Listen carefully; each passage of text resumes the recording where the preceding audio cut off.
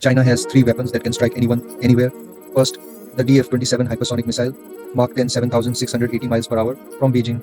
It reaches Tokyo in 8 minutes, Guam in 12, Darwin in 15, Manila in 10, Australia, Japan, Philippines, India, all in range. It glides through the atmosphere, dodging defenses. The US tried intercepting a hypersonic in tests, failed every time.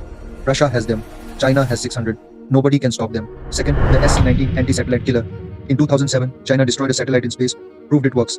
One launch blinds GPS across Asia Pacific. India's military blind. Japan's missile defenses offline.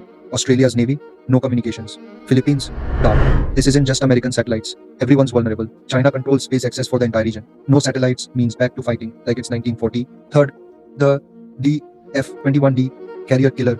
It ships 5,000 miles away. Not just American carriers. This targets Australian frigates, Japanese destroyers, Indian naval groups. One missile, $13 billion carrier gone.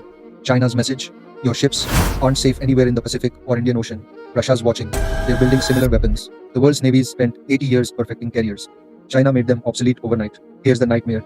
China launches anti-satellite strikes, blinds India, Japan, Australia, Philippines simultaneously. While everyone scrambles, hypersonics rain down from multiple directions. Carriers, air bases, command centers hit before anyone responds. Pentagon war gamed this exact scenario against Russia too. Result: first strike wins. Defense is almost impossible. The country that attacks first controls the outcome. That's why tensions are so high. This changes everything for the Indo-Pacific.